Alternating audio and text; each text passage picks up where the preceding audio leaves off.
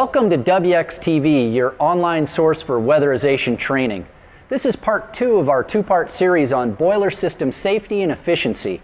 Let's check back in with Mike and see how he's doing on that clean test and tune.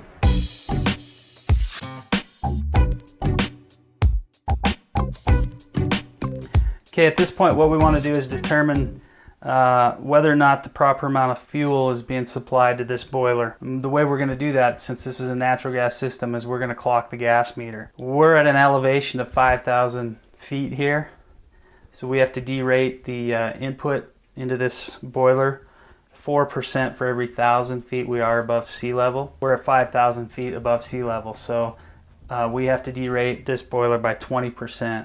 This is an 80,000 BTU boiler. We want to, at 5,000 feet elevation, we should be seeing 64,000 BTUs of fuel being supplied to this appliance. If more fuel is being supplied to the appliance, then there's a good chance that our orifices are too big, or maybe our gas pressure is too high.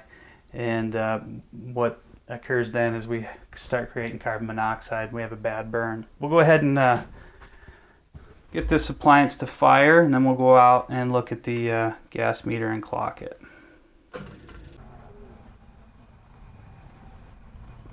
Try to match it with my watch here.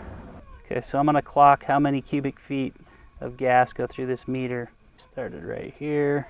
The longer my measurement is, the more accurate I usually am. If I take real short measurements, my accuracy goes down. Okay, I had 1 cubic feet of gas go through this thing in 50 seconds. And then I do the math.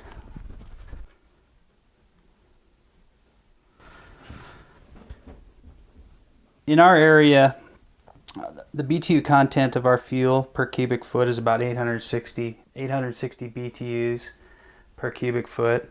As a general rule of thumb, most people use 1,000. In order to get the exact amount, you have to look at the power bill, and there's a little multiplier that tells you how to get it there. And we had 1 cubic feet go through the meter in 50 seconds. That comes out to 61,920. We'll just call it 62,000 BTUs per hour.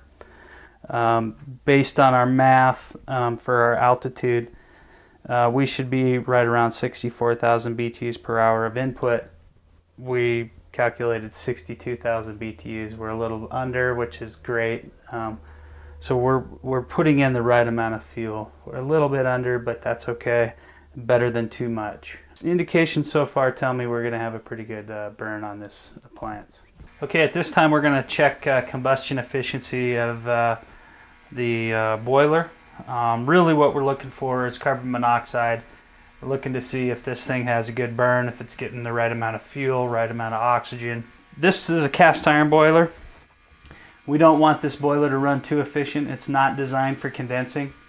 If we have a supply run that goes out and it has lots and lots of baseboard on it, it may pull too much heat out of the water, and so when that water comes back to the boiler, it's fairly cool, and that makes the boiler run more efficient, which may be too efficient. It would start creating condensation in the heat exchanger, which is not a good thing.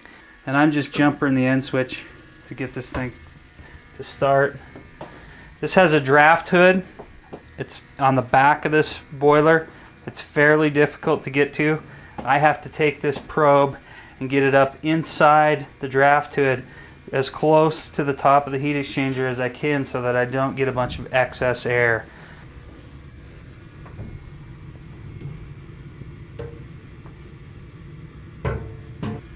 We can see our CO. It's climbing a little bit. We'll see what it does as the thing stabilizes.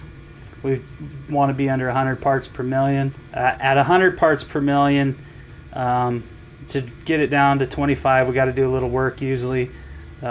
Typically it's a gas pressure adjustment, possibly an orifice adjustment. Above 100, we have to get, it's critical that we get it below 100, but usually we can get it around 25. And this one, it looks like it's actually going to just be running in the 20s anyhow. So that's a pretty good sign.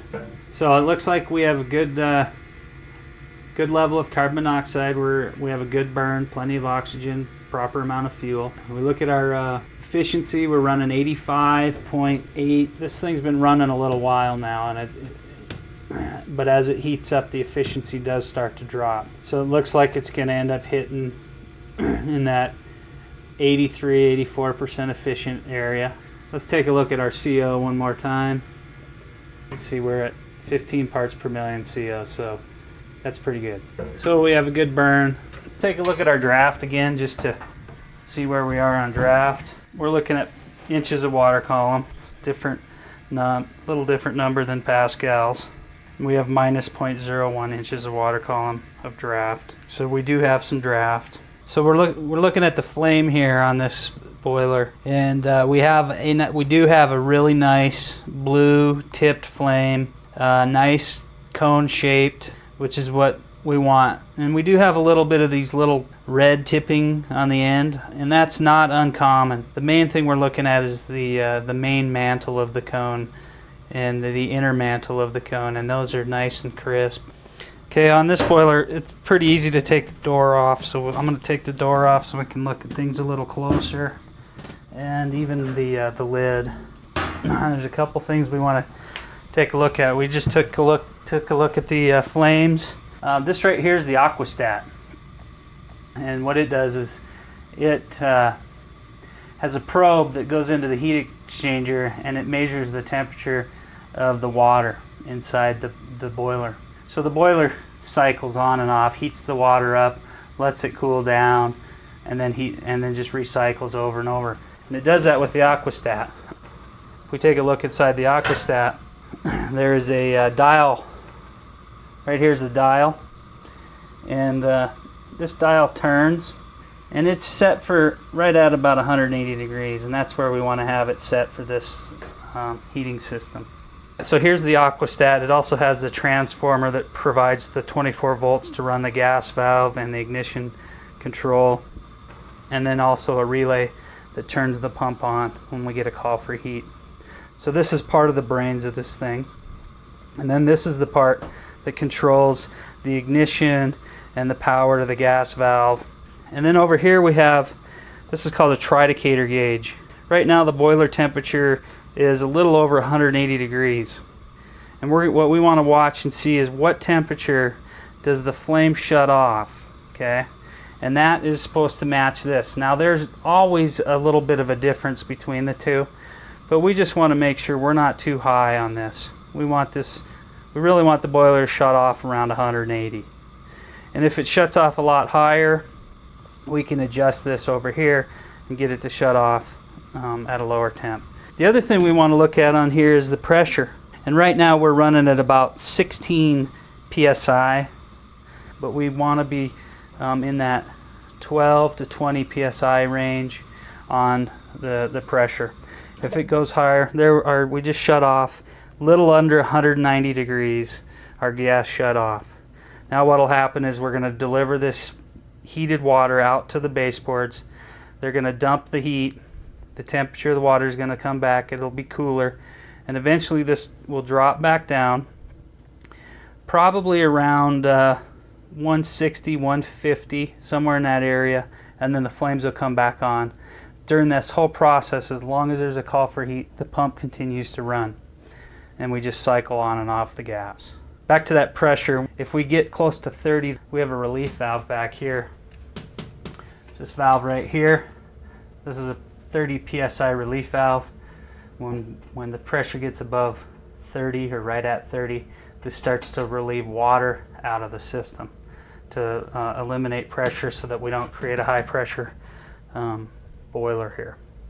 Okay, one of the things we can do on a clean test and tune for a boiler is we can pull the burners and clean the burners,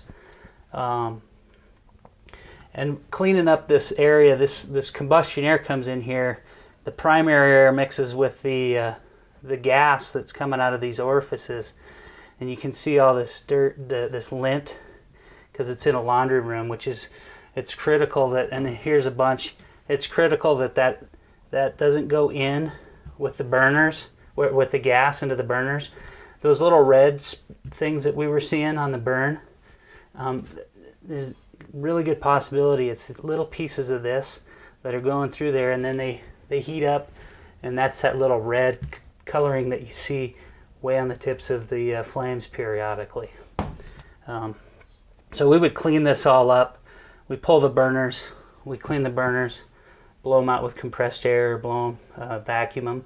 Another thing we want to do, you're not necessarily going to see cracked heat exchangers like on a furnace, because if you have a cracked heat exchanger, water comes out of it and you'd have water on the floor. But what we do want to look for is a plugged heat exchanger. And we can take our mirror here, and we can take our flashlight, and we can look up into the heat exchanger, and we can see whether or not the openings, if there's carbon buildup or dirt or dust in that area. And if there is, then we need to clean that out. To clean that out, you have to use a brush. And a lot of times you'll move up to the top of the boiler. You'll pull out the bottom burners, and then you'll have to go to the top of the boiler. This is part of our flue gas collector right here. And what you do is you remove this top piece, and then you can look down into the heat exchanger. Okay, here's the heat exchanger down here. You can remove this top piece, look down into the heat exchanger, see the openings where the flue gases come up through. If that is dirty and sooted, then you use a brush and you brush through there and clean that out so that the flue gases can rise up through the heat exchanger nice and easy. Okay, as a little wrap up on this heating system, some things to point out. Number one is the first thing that needs to occur on this system is the proper amount of combustion air needs to be added. We saw earlier how when we put this system in worst case CAZ, combustion air zone, when the dryer's running, the bathroom fan's running, how we backdraft. And that is because we don't have enough combustion air in here. So that's most important. Also on this system, cleaning the burners, pulling the burners and cleaning the burners would be something that needs to occur. And then also to add a little bit of efficiency to this system during times when it's shut down and the pump's still running but the flames aren't running, is replacing this vent damper. There's some efficiency that can be gained. This thing's locked in the open position. You saw earlier how at 190 degrees the flame shut off, but the pump's still running. We still have a call for heat. Well, during those periods when that flame's off and we still have a call for heat, this shuts off the flow of any heat from rising up through here. So this would shut off. It keeps that heat inside the boiler so that it can be delivered to the house. With this locked open all the time, that heat rises up through here. So there is, on this heating system, we can gain some efficiency. We can solve some safety issues, and but overall, this is a pretty good running system. We don't have a carbon monoxide issue. The amount of gas and air mixture when the doors are all open are just fine. So those are the things that need to occur on this heating system to get it into a little better shape than what it is. Well, that's it for another episode of WXTV. Looks like in this system we found some fairly common problems. While there was a clean burn, under less than ideal conditions we found a bit of backdrafting. Looks like the prescription here is to add combustion air. And stay tuned for part 3 of this series, where Mike takes us through the external components of boiler systems.